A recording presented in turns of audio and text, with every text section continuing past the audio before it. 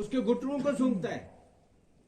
اگر کہیں سے ایمان کی خوشبو آ گئی تو پتہ چل جاتا ہے کہ یہ ایمان والا ہے. اس کا مطلب ہے کتنا کمزور ایمان ہے. اور ایک وہ ہے کہ وہ ایسا ایمان کہ اس کا چمکتا اور دمکتا ایمان ہے، جس کو قرآن کریم نے بیان کیا. محمد رسول اللہ والذین معه اشداء علی الکفار رحماء بینہم تراہم رکعا وسجدا. اس میں اللہ تعالیٰ نے صحابہ کرام کے ایمان کو بیان کیا، ان کی عادات کو بیان کیا، اور فرمایا ان کا ایمان، اس کے اثرات تو ان کے چہروں پہ نظر آتے ہیں. یعنی ایسا ایمان کہ اندر سے بڑھ کر اس کے اثرات ظاہر پر بھی آگے. اور جب اندر سے انسان خراب ہوتا ہے اوپر سے بھی خراب ہو جاتا ہے، اور اگر اندر سے ٹھیک ہے اوپر سے بھی ٹھیک ہوگا. اپنا باطن ٹھیک کرنا ہے. ظاہر تو کوئی بھی کر لیتا ہے. ظاہر کا ٹھیک کرنے کا مطلب ہے اچھے کپڑے پہن لیے، نہا دھو کے تیل خوشبو وغیرہ لگا لی، تو یہ تو ظاہر اس نے بنا لیا ہے. لیکن اگر یہ ان احکام کی پابندی نہیں کرتا تو اس کا اندر بہت بگڑا ہوا ہے. اصل میں انسان کا اندر بن جائے، جب اندر بن جاتا ہے تو ظاہر بن جاتا ہے.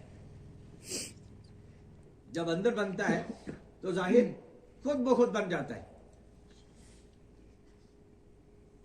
اللہ جل شانہ نے اپنا وہ ابدی دین میرے اور آپ کے لیے بھیجا کہ اس پر عمل کرو، زندگی اس کے مطابق گزارو،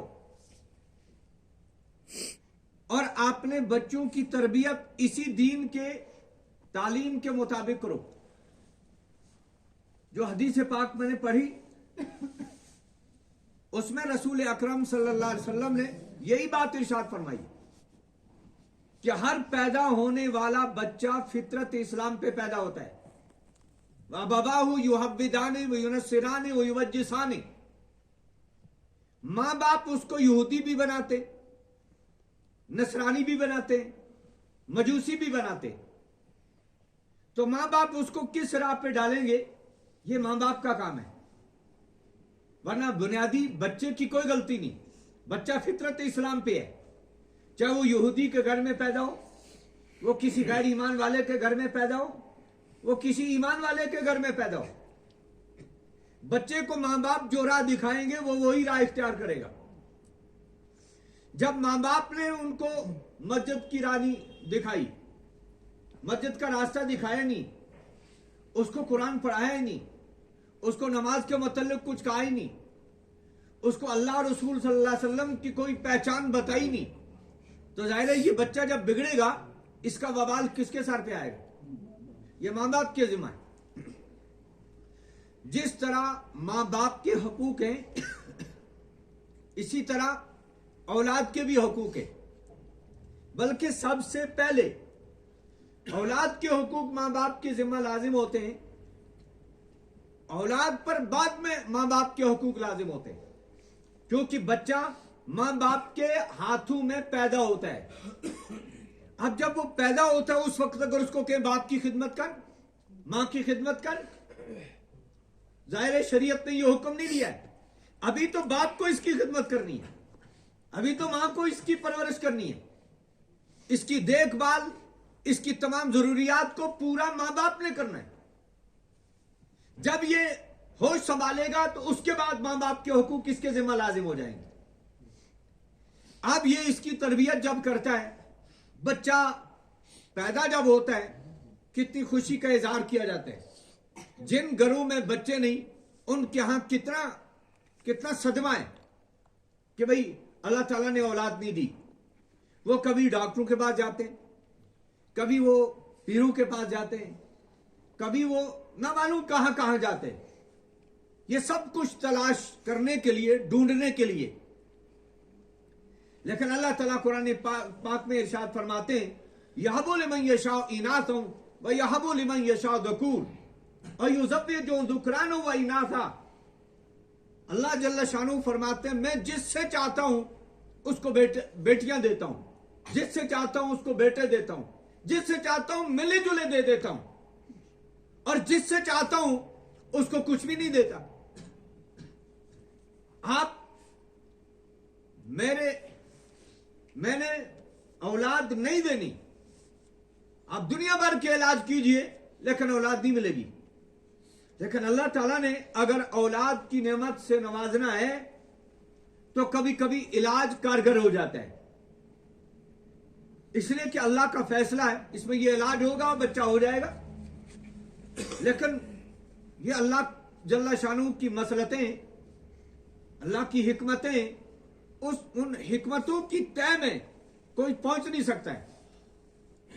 अब जब औलाद मिल गई फिर उसके बाद नाकदरियां शुरू होती हैं।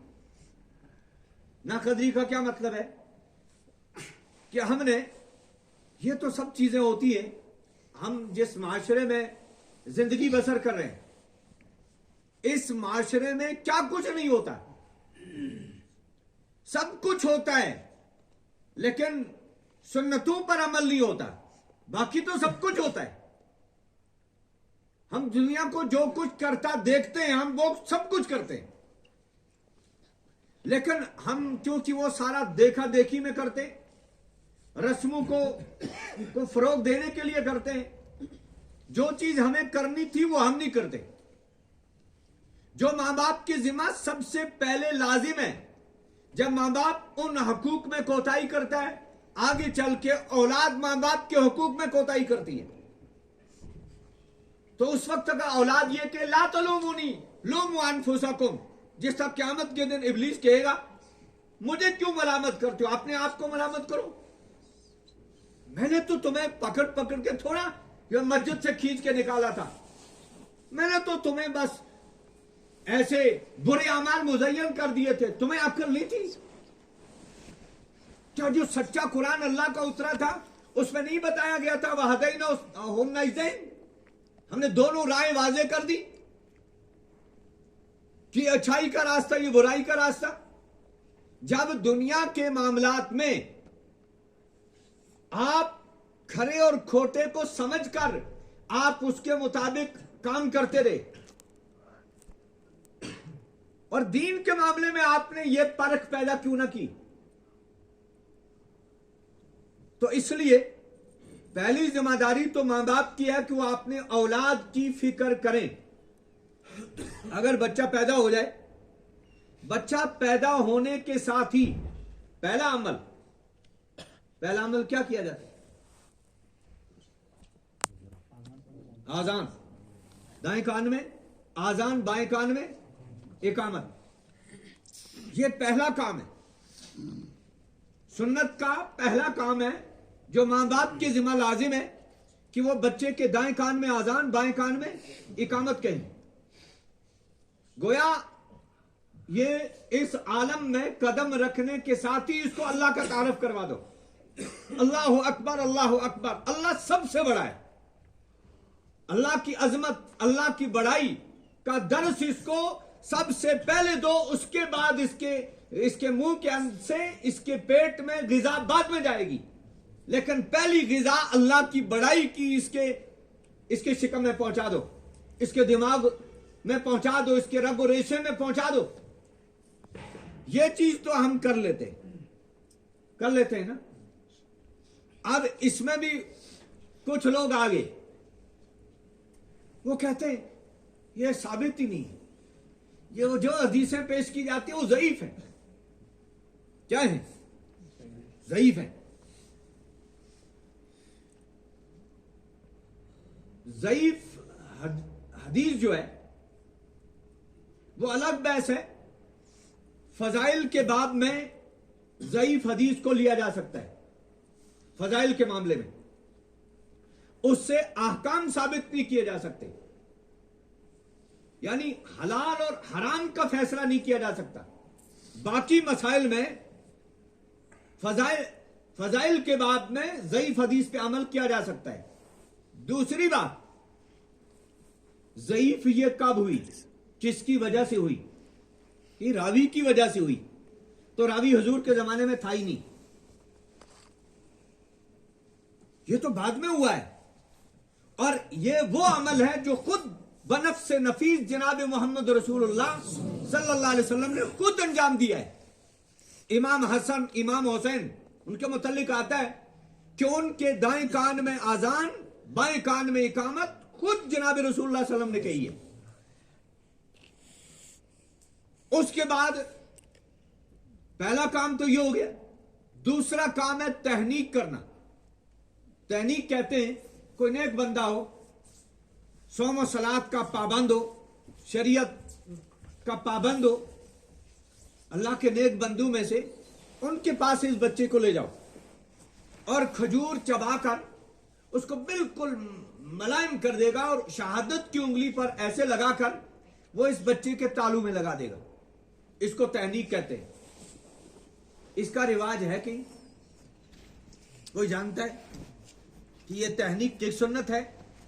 اور اللہ کے رسول صلی اللہ علیہ وسلم نے فرمایا من احب سنتی فقط احبنی, جس نے میری سنت سے محبت کی یقیناً اس نے مجھ نبی سے محبت کی. من احب سنتی فقط احبنی من احبنی کان معی فی الجنہ, جس نے مجھ سے محبت کی وہ میرے ساتھ جنت میں ہوگا. تو گویا جنت میں جانے کے لیے یہ چاہیے نا کہ نبی کا ساتھ ہو صلی اللہ علیہ وسلم. اور نبی کا ساتھ کب ملے گا؟ جب نبی کی سنتوں پہ عمل ہوگا. ہم کیا آج جی یہ 25 تاریخ تھی, آج 25 تاریخ کو ہمارے گھر میں ہماری بچی کا بچہ پیدا ہو گیا, ہمارے بچے کا بچہ پیدا ہو گیا یا بچی پیدا ہوگی. ہم یہ نوٹ کر لیتے ہیں جی 25 جنوری کو بچہ پیدا ہوا, جب آئندہ 25 جنوری اس دن فنکشن ہوتا ہے گھر میں, کیا جی برتھ ڈے. اچھا جب یہ پیدا ہوا تو برتھ ڈے, جب وہ مر گیا تو پھر ڈیتھ ڈے, پھر وہ چل جاتا ہے. حالانکہ شریعت نے نہ یہ منانے کا حکم دیا نہ وہ منانے کا حکم دیا. ہم جو کام کرنے, جن کاموں کے نہ کرنے کا حکم دیا تھا ان کو ہم کر رہے ہیں, اور جن کے کرنے کا حکم دیا تھا ان سے ہم غافل ہیں, اس کا ہمیں پتہ ہی نہیں. بات صحیح ہے غلط ہے؟ یعنی جو کام کرنے تھے, جو سنت سے ثابت تھے, وہ ہم نے نہیں کیے. اچھا کبھی تو ایسا ہوتا ہے شادی کر کے 2 سال ہو گئے, 3 سال ہو گئے, 4 سال 5 سال ہو گئے, بچہ نہیں ہے. اب کسی کا 6 سال کے بعد بچہ ہو گیا, اب وہ خوشی میں بہت کچھ کرتا ہے, لوگوں کو پتہ نہیں کیا کیا وہ اس میں کرتا ہے, سب کچھ کرے گا. لوگوں کو دعوتیں بھی کھلائے گا, رسمی طور پر اور بھی بہت کچھ کیا جائے گا, لیکن جو اصلی عمل ہے وہ وہاں بھی پھر ترک کیا جائے گا. بچہ پیدا ہو گیا, پہلا کام اذان اقامت, دوسرا تحنیک, تیسرا 7ویں دن بچہ ہو یا بچی ہو, اس کے سر کے بال جو ماں کے شکم سے لے کر آیا ہے وہ بال 7ویں دن صاف کر دیے جائیں.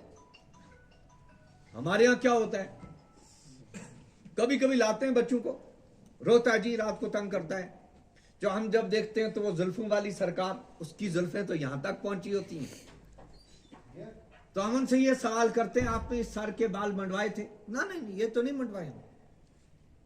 مولوی صاحب کیسی باتیں کرتے ہیں, اس کا سر بہت کچا ہے. کیا ہے؟ سر نازک ہے, اس کی کھال بہت نازک. ظاہر بات ہے, یعنی پیدا نوزائید بچہ, اس کی کھال تو قدرتی بات ہے بہت کچی ہوگی, بہت نازک ہوگی. کہتے ہیں یہ تھوڑا سا 1-2 سال کا ہو جائے, سال کا ہو جائے کم از کم, اس کے بعد منڈوا دیں گے. کون سی مجبوری ہے, ضروری ہے. تو شریعت نے حکم کب دیا ہے؟ 7ویں دن. اس پہ عمل ہوتا ہے. بعض کہتے ہیں کہ نہیں, ہم نے تو بچہ تو پیدا ہوا ہے لیکن اس کا سر ہم نے منڈوانا ہے وہاں بابا شکر الدین صاحب علیہ رحمہ ان کے ہاں, یا دستگیر صاحب یا سلطان العارفین علیہ رحمہ ان کے ہاں. آپ بتاؤ جب قرآن اترا تھا اس وقت بابا شکر الدین تھے؟ جب قرآن کا نزول ہوا تھا اس وقت سلطان العارفین تھے؟ جب نہیں تھے. اس کا مطلب ہے نا تو پھر یہ پیوند کس نے لگائے؟ یہ ہم نے خود لگائے نا. شریعت نے تو یہ حکم نہیں دیا ہے. شریعت نے یہ حکم دیا 7 دن کا ہو جائے اس کے بعد اس کا سر منڈوا دیا جائے, اس کے اوپر زعفران کی مالش کر دی جائے اور ان بالوں کا وزن کر کے ان کے وزن کے برابر چاندی خیرات کر دی جائے. کرتا ہے کوئی؟ اس کی طرف کبھی توجہ کی؟ اور پھر ساتھ میں یعنی یہ سارے عمل, سر منڈوانا, اس کے بعد اس کا وزن کر کے چاندی خیرات کرنا, اور پھر 7ویں دن ہی عقیقے کا جانور ذبح کرنا. اللہم ہادیہ عقیقۃ دموہا بدمہ لحمہا بلحمہ عظمہا بعظمہ شعرہا بشعرہ. یہ عقیقے کی دعا حدیث میں آئی ہے کہ اس جانور کو ذبح کرنے کے بعد یہ دعا پڑھتے ہیں کہ اس جانور کا خون اس بچے کے خون کے بدلے میں, اس جانور کا سر اس بچے کے سر کے بدلے میں, اس جانور کے بال اس بچے کے جسم کے بالوں کے بدلے میں, گویا صدقہ ہو رہا ہے. اللہ تعالیٰ اس صدقے کی بنیاد پر اس کو آفات سے بچاتا ہے. کیا ہوتا ہے؟ اور ایک حدیث میں ہے آپ نے بیماروں کا علاج صدقے سے کرو. آپ نے بیماروں کا علاج صدقے سے کرو.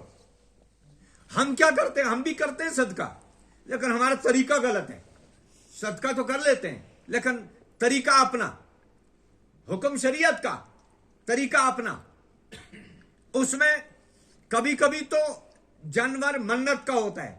جیسے اللہ بچائے ایک بیمار ہو گیا, بہت سخت بیمار ہو گیا, گھر والے بہت پریشان ہو گئے, تو انہوں نے منت مانی کہ اللہ اگر ہمارے اس بچے کو یا ہمارے اس بیمار کو شفا ہوگی تو ہم فلاں بیل, بھیڑو, بکرا, بکری, فلاں جانور اللہ اس کو صدقہ کریں گے.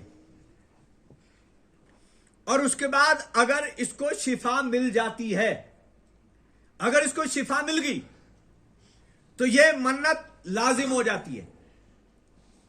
اس جانور کو ہم لاتے ہیں, ذبح کرتے ہیں, ذبح کر کے بعض جگہوں میں روڈ پہ کھڑے ہو جاتے ہیں, گاڑیوں میں بھی دے دیتے ہیں, ادھر ادھر تقسیم کر دیتے ہیں. یہ جانور اس طرح تقسیم نہیں کرنا ہے. یہ اس کا گوشت اس طرح تقسیم کرنا ہے کہ یہ مستحقین تک پہنچ جائے. کون مستحقین؟ جو زکوٰۃ اور صدقہ فطر کے مستحقین ہیں.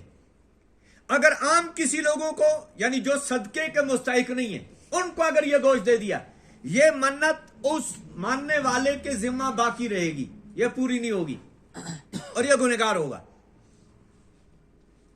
ہمارے ہاں تو یہ ہوتا ہے کہ اب اگر کسی نے جانور ذبح کر دیا, بالفرض انہوں نے ایک گھر کو نہیں بھیجا, وہ دوسرے دن کہتا اچھا آپ نے ہمیں اپنی خیرات میں الگ کر دیا.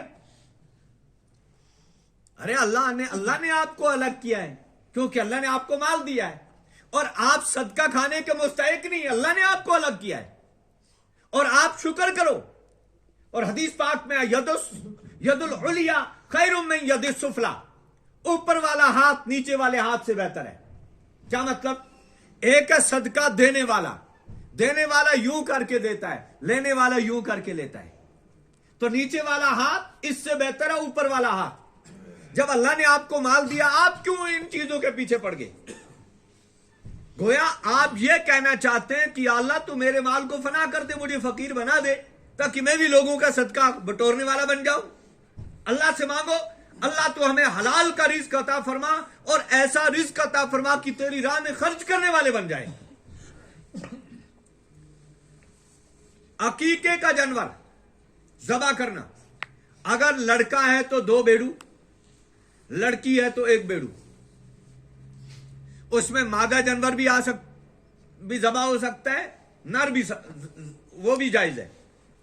اور اس میں بڑا جانور وہ بھی جائز ہے، وہ ایک ہی کافی ہے، لیکن اس کے لیے وہ تمام شرائطیں جو قربانی کے جانور کے لیے شرطیں ہیں، یعنی چھوٹا جانور اگر ہے تو 1 سال سے کم نہ ہو، اگر بڑا ہے گائے بیل ہے تو وہ 2 سال سے کم نہ ہو۔